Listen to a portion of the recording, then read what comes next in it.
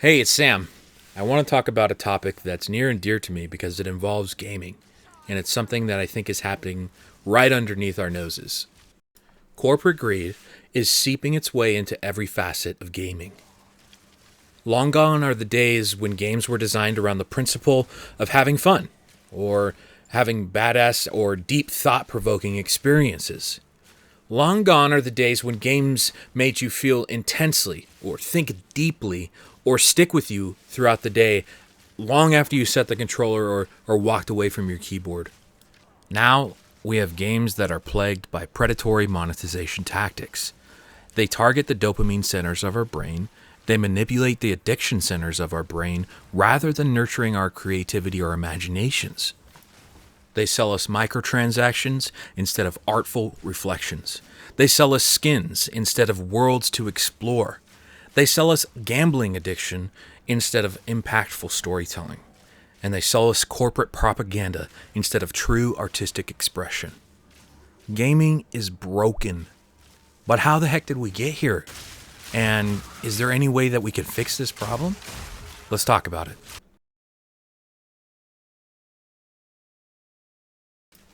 Once upon a time, you bought a game walking into a GameStop or a Walmart, and you picked it up off the shelf, you put it in your cart, and you walked back home and you installed it in your computer, or you put it in your little Nintendo, and you played it. You enjoyed a full experience. Today, you buy access to a fraction of a game, and they charge you for the rest later. Developers used to craft entire worlds, deep narratives, and unique mechanics that pushed the industry forward. Now, publishers demand live service models with battle passes, constant engagement loops that never end, not because they make the game better, but because they make the developers more money. Now, there are exceptions to this rule, of course, but those exceptions are few and far between. But games like The Witcher 3, Halo 3, Elder Scrolls, they launched complete, right?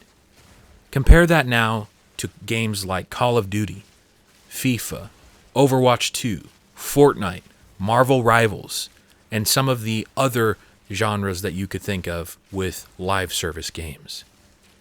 Instead of full complete worlds, you'll get early access games that are half complete, if that. And you'll get into them, and players are just seemingly, oh, this is how it is now. But that's not how it used to be. What happened to demanding a full game for that full $60? Well, now it's turning into $70, $80, $100 even for a full game. Well, not even a full game at that. It's half a game to former standards. What's going on? Like, we're losing all the value as gamers nowadays. And where's the value going? Right into the corporations' pocketbooks.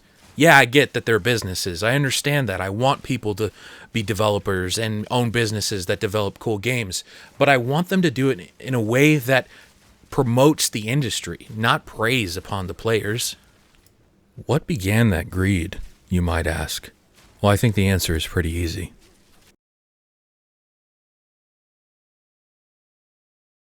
Microtransactions. They've infected the gaming industry like a freaking virus. What started as small cosmetic additions in games like Team Fortress 2, League of Legends, or that Faithful Horse add-on to Elder Scrolls, it's now become a pay-to-win, casino-like nightmare for gamers. And guess what? We're probably not going to wake up anytime soon. In 2024, US consumer spending on video game content reached $50.6 billion. Now, these estimates don't specify microtransactions, but you can bet your bottom dollar that a good chunk of that money is based off of microtransactions. These transactions are pervasive. Loot boxes, gacha mechanics, and battle passes, they've turned into what used to be a $60 purchase into a complete money pit. And it's not just multiplayer games.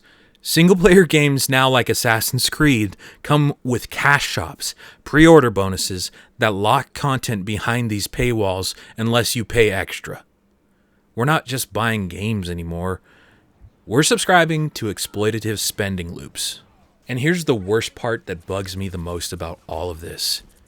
These companies are designing their systems to be addictive. They hire psychologists to manipulate spending habits, and they don't care about making a fun game anymore. They care about making a profitable one. This is obviously a controversial topic, and I have strong opinions on it, and I'm always going to get backlash in the YouTube comments, but you're not going to change my mind. Games have seen a complete 180 from what they used to be. They're no longer feature complete. They're no longer huge worlds that capture your imagination. They're battle pass shops. They're battle pass vendors. They're loot box simulators. Like, it's not even, they're like not even trying to hide it anymore. It's just straight up blatant. You spend the money, you change some currency over, and it's like, oh, that's gaming now. But companies haven't stopped there. They've not only introduced these microtransactions, which are now a way of life for gamers, but they're looking at other avenues of increasing revenue. It never ends. What are those avenues, do you think?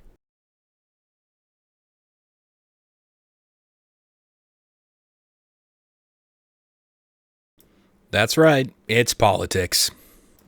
Games used to be a complete escape from reality. They used to be an art form where developers had the freedom to tell incredible stories without worrying about offending the loudest minority of critics, without worrying about offending the alphabet gang, without worrying about DEI policies or if this person has representation or if that person has representation. No, they used to be good games with fantasy characters and incredible experiences.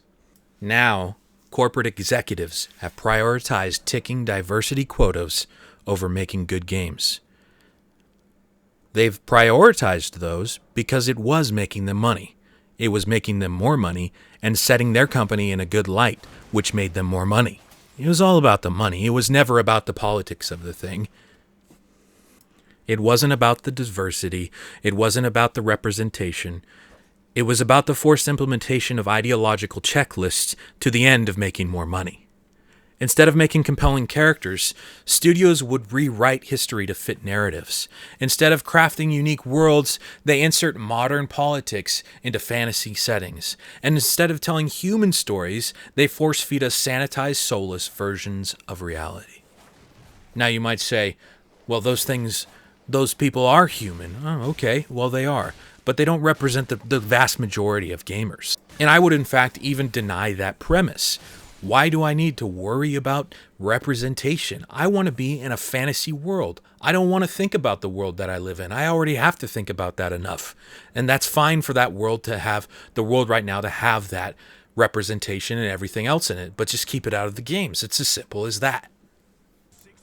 Games should be about storytelling, about innovation, and about complete immersion into that fantasy world. I shouldn't have to be reminded of the world that I live in today. I don't go to a game to remember that I have to, act a certain way in society or say this in the correct order or use certain words with certain people. I don't do that. I play games to escape from that reality. I play games to forget about it all for a little bit. I play games to be entertained. I play games for my imagination to be sparked. And I know there's going to be a squad of people who are going to come in and rage about my opinion. But it's just that. That's my opinion. And I think games should be separate from all of that business in the world. But it's not just me. I think gamers are starting to wake up and realize what's going on. I mean, look at the games that tried to include this ideology in their development. Notably, Dragon Age The Veilguard, Assassin's Creed Shadows, and then the ultimate failure of Concord. These games were just a few of the list of games that tried to go after this ideology and force it on gamers when they're just trying to play in a fantasy world and escape. So I've presented a pretty bleak view of gaming and the gaming industry and how games are developed now, but I still think there's hope, and I still think we can do something about it. I don't think gaming is completely dead, but I think these big corporations have completely lost touch with their player base. On the other hand, there's indie developers, passionate creators, Bob in his garage who's just writing the next Stardew Valley. Studios that actually care and are still providing this hope and proving that they can make the games that people want to play. And not all is lost out there. There are still some good big old corporate studios that are making great games. These bigger name studios made games like Baldur's Gate 3, Hollow Knight, and Hades. And those games showed that quality and passion around developing these type of games still matter. These studios like Larian, From Software, and CD Projekt Red before, the whole fiasco with the corporate interference. See? Corporate interference just ruins games. It proves that gamers still have and crave these real experiences in games. So what are we going to do about this? Like, what can we do as gamers? Well, it's pretty simple. Talk to them with your wallet. Support the games that respect the players. Stop pre-ordering unfinished games. Stop pre-ordering early access games. Demand complete experiences. Call out the predatory monetization that these games are implementing. Vote with your wallet. If a game is a cash grab, it's pretty simple. Don't open your wallet for it. And then I think a big one is to support these indie studios. The future of gaming possibly lies in the hands of these developers who actually love games in these indie studios. Corporations and their greed might have infected gaming, but as long as the player base has something to say about it, it's never going to fully win. I think there's still hope. And I think corporations are starting to realize this and wake up to that. What do you think? Are games beyond saving? Can we take it back as gamers? Tell me in the comments below. Tell me what you think about what I've said here. And if you like this content, like and subscribe and support my channel so I can keep making videos like this. Thanks so much.